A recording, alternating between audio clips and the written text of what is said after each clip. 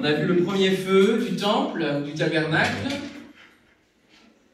qui se trouve dans le parvis avec l'autel. On a vu ce feu de purification, donc de la sanctification. Il y a aussi ce feu de la passion ce matin. Et donc ce soir, on va voir le feu qui se trouve dans le lieu saint, qui est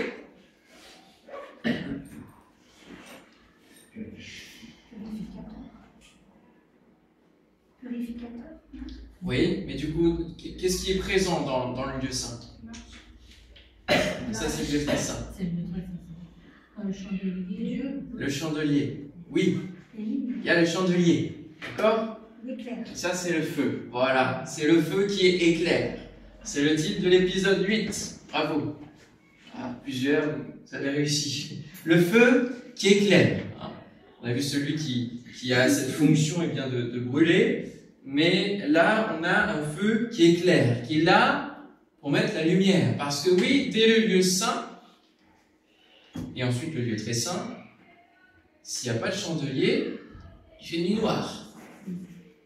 Vous êtes dans les ténèbres. Parce que les rideaux sont épais, parce que voilà, c'est construit de telle sorte que c'est véritablement la nuit. Et il faut un chandelier qui soit là, constamment allumé, renouvelé, au travers donc de l'huile qui est remplie donc pour que ces lampes soient allumées. Et donc nous avons vu que nous avons besoin d'avoir un cœur rempli d'amour pour Dieu, passionné pour Dieu, parce que ce qu'il recherche, c'est ce cœur à cœur. Il y a la nécessité d'avoir un corps saint, avec notamment notre langue qui doit être purifiée. La sainteté de Dieu donc ne brûle que ce qui n'est pas bon en nous, et elle éclaire. Elle éclaire. Nous avons fait un focus particulier sur la langue parce qu'elle est vraiment très présente pour communiquer, pour parler aux hommes, pour parler à soi-même, pour parler à Dieu. Mais il ne faut pas négliger le reste du corps. Et Jésus va dire, par exemple, de l'œil qu'il est la lampe de quoi? Du corps, tout entier. Donc c'est pas rien. Si notre œil est éclairé, alors nous serons dans la lumière. Et si notre œil n'est pas éclairé, les ténèbres sont en nous. Le feu qui éclaire fait donc appel à ce sens de la vue. Et lorsque nous lisons les descriptions, et on en a lu déjà quelques-unes, les descriptions de Jésus, un Jésus céleste, qu'y a-t-il au niveau de ses yeux? Comment ses yeux sont-ils décrits? Des éclairs. Des flammes de feu, oui. Des flammes de feu à la place des yeux. Vous imaginez? Ça doit être vraiment spectaculaire, particulier. Imaginez un échange de regards. Foudroyé. Oui, ça doit être très, très impressionnant. Quelle vision! Et à l'église à laquelle il va dire, je te conseille d'acheter de moi de l'or éprouvé, purifié par le feu, afin que tu deviennes riche, et des vêtements blancs, on a vu aussi cette nécessité, afin que tu sois vêtu, et que la honte de ta nudité ne paraisse pas. Il conseille aussi d'acheter un collier pour oindre tes yeux, afin que tu vois. Parce que oui, l'Église se trompait elle-même, puisqu'elle pensait voir, elle pensait être riche, elle pensait être couverte, et il n'en était rien. Le feu qui vient va être un feu révélateur. Et mon premier point s'intitule « La lumière qui révèle la vérité ». Quand vous allumez la lumière dans une pièce, vous avez la réalité de ce qui se passe dans cette pièce. S'il y a des choses animées, s'il y a des choses inanimées, où se trouve la place des objets, où se trouve les toiles d'araignée. La lumière révèle la réalité des choses. Et tant que le Saint-Esprit sera sur la terre, l'Église, remplie du Saint-Esprit, est là pour être la lumière et révéler la réalité des choses et annoncer la vérité. Le monde ne veut pas entendre parler du feu qui vient parce que c'est un feu qui va révéler l'œuvre de chacun. La lumière du feu est finalement comme une vérité qui vient sur une réalité. C'est une lumière qui fait mal aux yeux. On allume précipitamment la lumière alors que l'on est en train de dormir. Ouf, ça pique, ça fait mal, c'est désagréable. Et c'est ce que nous produisons dans ce monde, en tant que lumière du monde. Nous piquons, nous faisons mal. Et le monde ne veut pas de cette lumière. J'ai fait une étude poussée sur la lumière et les ténèbres de la Genèse à l'Apocalypse. Donc je vous en ai parlé, traverser la nuit de ce monde. C'était vraiment quelque chose poussé par l'esprit, c'était en plein confinement. Non pas que je m'ennuyais parce qu'on avait des choses à faire. Non pas que l'Église avait spécialement besoin d'un message en plus, parce qu'on était au tout début de l'implantation, on n'était que 6, donc on avait nos réunions habituelles. Mais il y a eu toute une série de messages qui sont venus et tous les jours j'enregistrais. Et c'était véritablement quelque chose que j'ai senti comme prophétique concernant les temps dans lesquels nous rentrions, l'étape que nous franchissions dans la fin des temps. En entrant dans cette période du Covid, des murs quelque part, des choses allaient être franchies dans l'évolution, l'accélération de l'accomplissement des paroles de Dieu, des prophéties de la fin des temps. Et que la nuit s'épaississait de manière encore plus forte. Et qu'il nous faut traverser la nuit de ce monde en tenant bon. Parce que cette nuit peut tellement nous envelopper, être si confortable, que nous pouvons éteindre notre lumière. Alors que de nombreux faux prophètes annonçaient la paix et la stabilité, Dieu appela Jérémie à annoncer la vérité, la réalité des choses. La réalité de la situation du peuple et la vérité du jugement que Dieu avait décrété. C'est pourquoi ainsi parle l'Éternel, le Dieu des armées, parce que vous avez dit cela. Voici, je veux que ma parole soit dans ta bouche, qui est dans ta bouche soit du feu, et ce peuple du bois, et que ce feu les consume. Jérémie 5,14. On en a parlé déjà de ce prophète, ensemble. La vérité est difficile à entendre, mais elle est salutaire. Les hommes préfèrent rester dans le confort des ténèbres qui les emmènent dans le trou qu'ils ne voient pas. Comme ça, c'est plus simple. Psaume 119, 30, cet hymne à la parole de Dieu indique la révélation de tes paroles est claire. Elle donne de l'intelligence aux simples. Le Saint-Esprit est appelé l'esprit de vérité, qui nous conduira dans toute la vérité, vous dit Jésus. Il en est le garant dans nos vies. Et dans le début de l'évangile de Jean, au chapitre 3, verset 19, si vous voulez venir avec moi, évangile de Jean, chapitre 3, ça vous évitera de vous endormir. À moins que je fasse une petite interruption de lumière et un rallumage pour vous réveiller.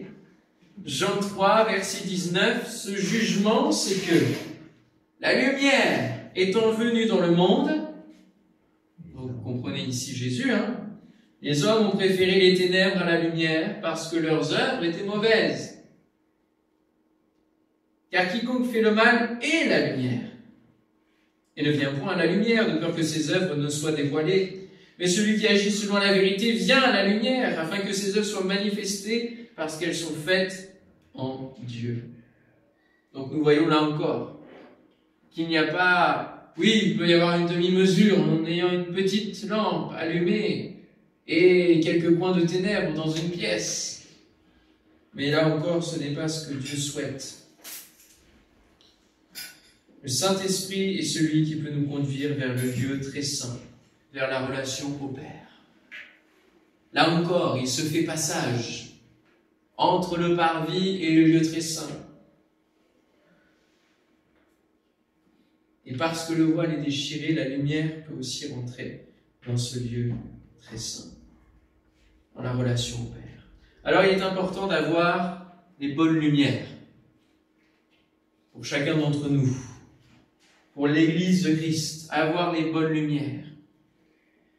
Et dans une vision de Zacharie qui évoque un chandelier circulaire à cette branche, Donc ce n'est pas les chandeliers habituels que nous voyons, hein, qui sont plutôt plats, on va dire, où on voit bien les 7 branches d'un coup. Là, la vision de Zacharie était un chandelier à 7 branches, duquel il y avait des conduits pour faire passer l'huile. C'est une étude très intéressante, ce texte, et il est parlé des 7, donc ces 7 branches représentent les yeux de l'Éternel, qui parcourent toute la terre. Donc on voit bien la relation, là encore, avec aussi le chandelier, le feu et les yeux. Voilà, la lumière sont les yeux de l'Éternel, du Saint-Esprit, des 7 esprits de Dieu, nous dit l'Apocalypse. Seulement, il y a d'autres types de lumière, et cela nous fait appel à un discernement. Ce sera la conclusion de cette étude de ce soir, sur ce feu qui éclaire, c'est le fait de discerner. Notre œil a été créé pour discerner les choses, pour distinguer les choses, pour faire la part des choses, pour analyser. Et nous avons besoin spirituellement de discernement, parce qu'il y a plein d'autres lumières, et des lumières factices, artificielles, qui ont été proclamées. Et le monde dit avoir beaucoup de lumière, n'est-ce pas? Il y a même un siècle qui porte ce nom, le siècle des Lumières. Attention à la tentation de vouloir remplacer le chandelier par tout autre type de lumière. Que ce soit par philosophie, par raisonnement, par idéologie, par ambiance. Parce que l'homme n'aime pas la vérité, eh bien parfois l'Église ne veut pas non plus connaître sa réalité. Comme l'Église de Laodicée. Elle ne connaissait pas la réalité de sa véritable situation.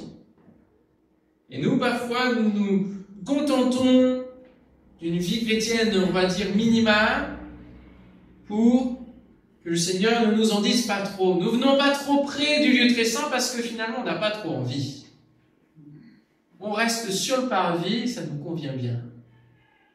On a le pardon de Christ, on a l'œuvre de Christ, on bénit Christ pour son œuvre. Voilà. Et puis c'est à peu près tout ce qui compose notre vie chrétienne. On n'a pas envie d'aller dans les étapes d'après. Pourquoi? Parce que ça peut venir transformer, changer des choses en nous, mettre le doigt sur ce qui doit changer et on ne veut pas déplacer les meubles. Voilà. On n'a pas envie de changer. Parce que le changement, ça peut être difficile. Mais rappelons-nous que c'est pour notre bien. Et parce que ce changement est difficile, parce que la vérité est difficile à admettre, eh bien, nous pouvons se dire, bah tiens, je vais prendre plutôt un autre type de lumière. Et parfois, même en tant que ministère, on peut avoir envie de mettre d'autres lumières. On a créé dans ce monde de grandes cathédrales, de tout type, hein. Je ne parle pas que du monde catholique, de grandes cathédrales pour refléter la lumière, pour mettre en accent les lumières, la grandeur de l'Église, la beauté de l'Église. On joue avec les meilleures lumières pour créer une ambiance, pour ressentir la présence de Dieu. Parce que si nos sens doivent être purifiés, nous aimons que nos sens soient émotionnés, soient titillés et que l'on ressente des choses. Nous aimons les expériences fortes. C'est pour ça qu'on s'éloigne de Dieu à un moment donné, pour aller dans le plaisir du monde, parce que là, au moins, on peut tester des choses et des expériences fortes, n'est-ce pas? On peut goûter à des choses que le Seigneur peut-être peut justement nous dire, là, c'est pas bon pour toi. Et donc, on cherche parfois dans l'Église à mettre d'autres types de lumière que le Saint-Esprit, et on veut malgré tout ressentir la présence de Dieu. Et laissez-moi vous dire que celui qui se met à la lumière de la parole et du Saint-Esprit dans sa chambre, eh bien, est celui qui peut vivre la présence de Dieu au quotidien. Et le ressenti ne suffit pas. Certes, on peut ressentir des choses dans notre corps. Quand le Saint-Esprit vient en moi, souvent, j'ai des frissons. Oui, d'accord, il y a des sensations, il y a des choses, c'est vrai. Mais ça ne doit pas être ça la base de ce qui fait notre relation avec Dieu, ce qui fait que l'on ressent ou non la présence de Dieu. Puisque nous sommes son temple, normalement sa présence est toujours là, en nous, n'est-ce pas? Alléluia. Alors on va aller dans Daniel, chapitre 5. Et nous allons voir un homme qui avait des lumières chez lui. Daniel chapitre 5, si vous voulez venir avec moi, parce qu'on va lire un petit passage assez long. Daniel 5.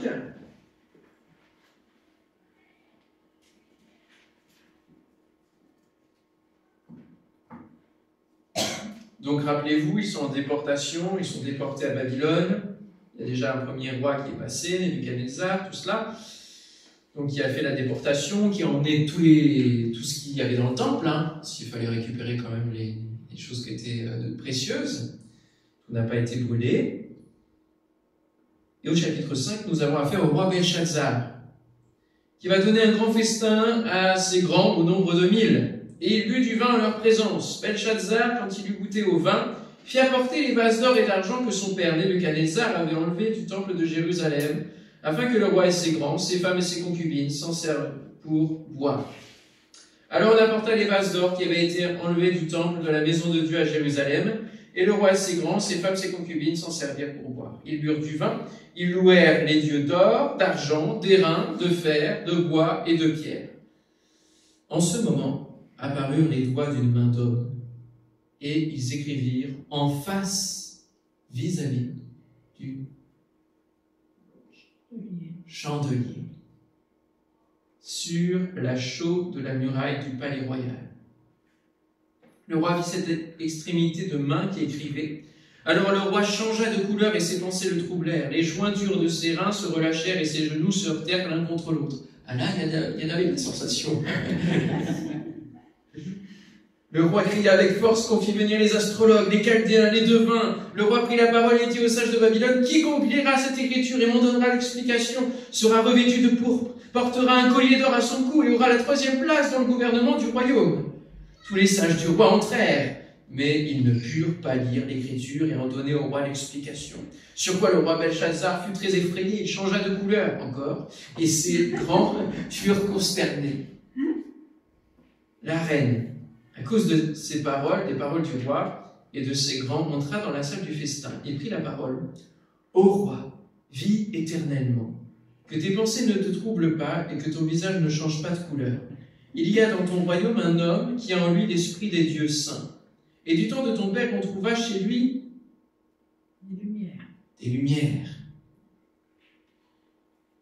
de l'intelligence et une sagesse semblable à la sagesse des dieux.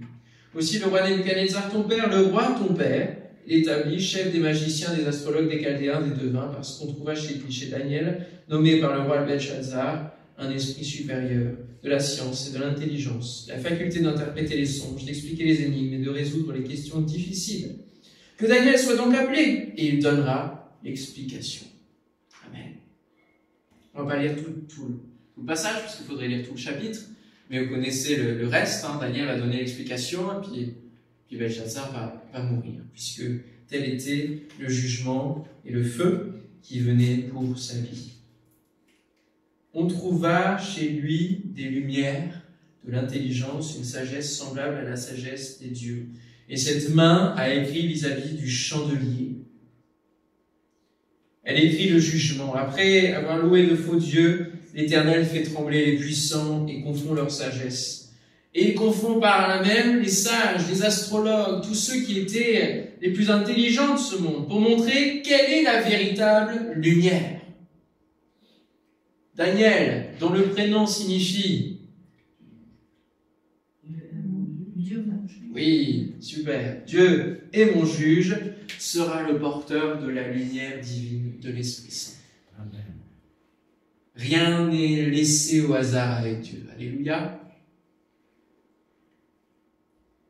Et puis, vous savez, les autres épisodes, épreuves du feu que Daniel a subi, mais il gardait non seulement les lumières de l'intelligence que Dieu lui avait données, mais aussi, je crois, chez lui, les lumières de la présence de Dieu, pour se rappeler que son Dieu n'était pas le Dieu des Babyloniens, mais le Dieu du pays d'Israël, le Dieu au-dessus de tous les dieux. Il priait en direction de Jérusalem pour que son cœur reste attaché à ce pays. Et pour nous, dont Jésus dit que nous sommes la lumière du monde, qu'en est-il? Comment brillons-nous au milieu de nos compatriotes? Brillons-nous par la sagesse de Dieu qui est en nous? Ou brillons-nous parfois par nos querelles, nos bêtises, notre ridicule, notre désorganisation, nos débats, nos polémiques, nos interprétations diverses sur des détails? Nous l'avons lu l'autre jour, mais j'aimerais relire Philippiens 2, versets 12 à 16. « Ainsi, mes bien-aimés, comme vous avez toujours obéi, travaillez à votre salut avec crainte et tremblement, non seulement comme en ma présence, mais bien plus encore maintenant que je suis absent, car c'est Dieu qui produit en vous le vouloir et le faire selon son bon plaisir. Faites toutes choses sans murmure, ni hésitation, afin que vous soyez irréprochables et purs, des enfants de Dieu irrépréhensibles au milieu d'une génération perverse et corrompue, parmi laquelle vous brillez comme des flambeaux dans le monde, portant la parole de vie. » Combien de fois nous pourrions nous poser la question et poser la question au Seigneur de se dire, mais à quoi bon briller comme des flambeaux dans le monde au milieu de cette génération qui, comme tu le dis Seigneur, est perverse et corrompue et ne veut pas entendre.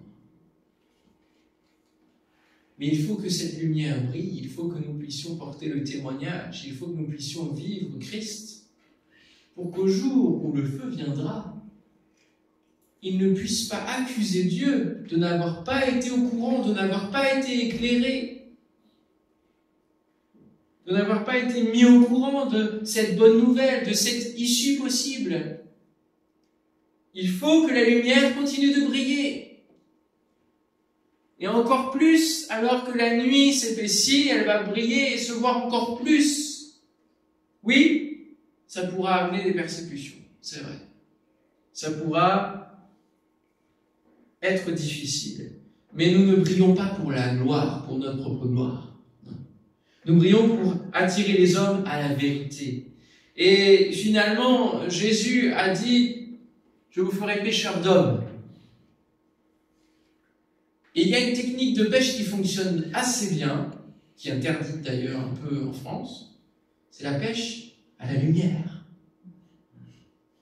Parce que ça a amené tellement de poissons que ça allait trop vite dans le fait de préserver un écosystème. Hein.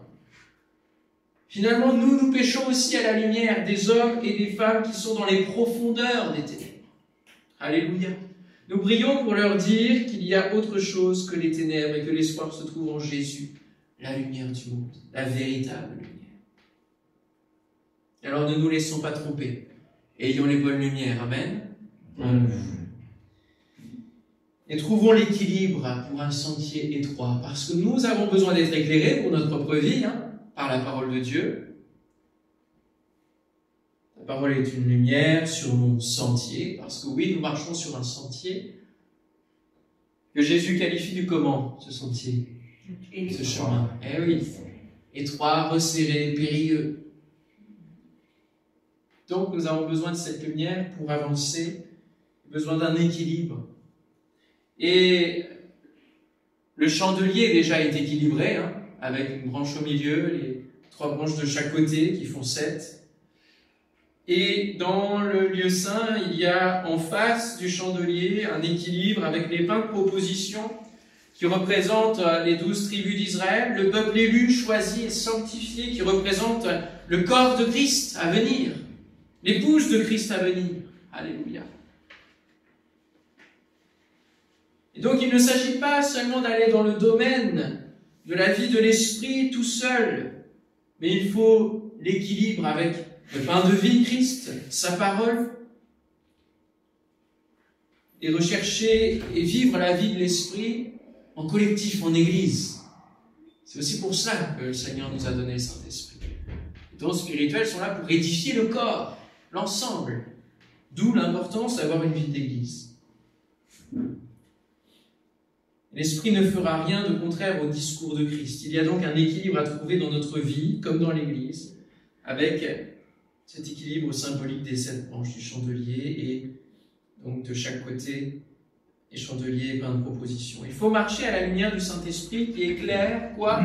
Les Écritures bienfaisantes, que les sacrificateurs que nous sommes devenus en Christ, eh bien nous méditons et nous mangeons ces Écritures.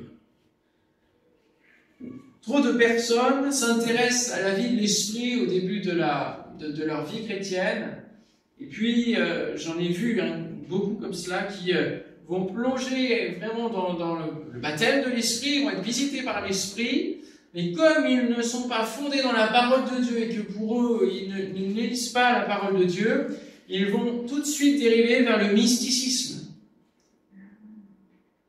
Parce qu'il n'y a pas l'équilibre. Ils dérèglent dans le mysticisme parce qu'ils ne s'appuient pas sur les Écritures et sur la compréhension globale des Écritures, sur ce qui ressort comme doctrine. Et peut-être que ce mot, vous n'aimez pas trop, mais il faut bien ressortir une doctrine. La doctrine, c'est la compréhension globale de l'interprétation de l'ensemble des textes de la parole de Dieu. Et nous avons une doctrine, en tant qu'Assemblée de Dieu de France.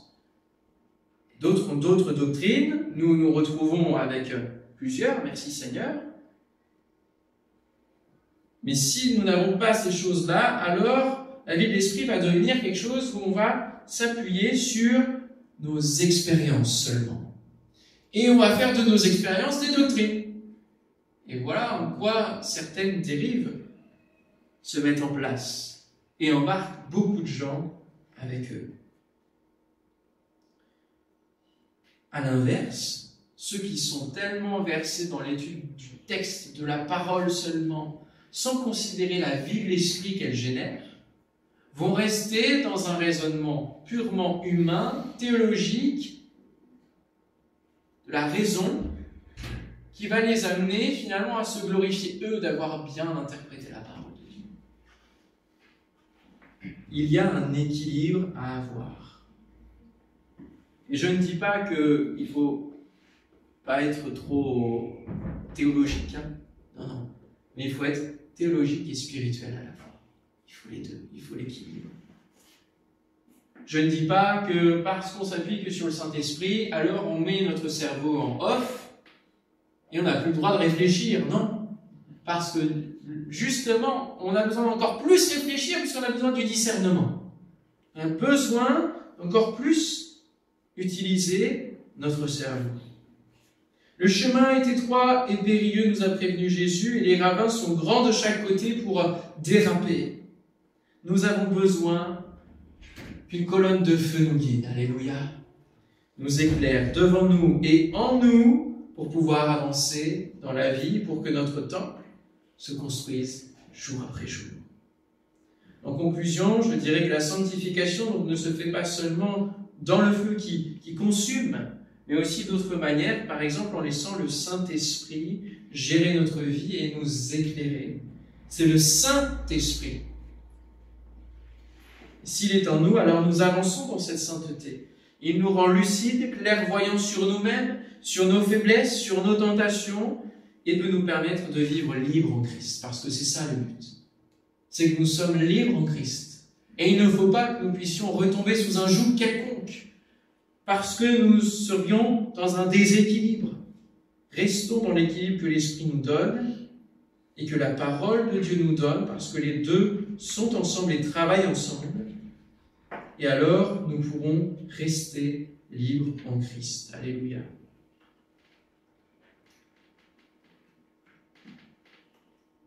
Et cela nous permet de nous connaître nous-mêmes et de savoir là où il faut veiller pour que le péché ne rentre pas. Il nous donne de connaître le défaut, et il y en a au moins deux, puisque la cuirasse, donc les défauts, la cuirasse sont là. Hein. Connaître les défauts de notre cuirasse, et dire ces choses-là, je les mets en priorité sur le poste de surveillance de mon cœur, de l'esprit. Alléluia.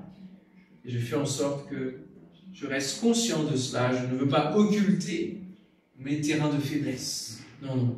Mais avec l'esprit, je les garde surveillés. On demande le discernement au Seigneur ce soir. On lui demande sa lumière qui vienne éclairer nos ténèbres, chasser nos ténèbres. Alléluia. C'est pas compliqué de chasser les ténèbres. Il faut allumer la lumière. C'est tout.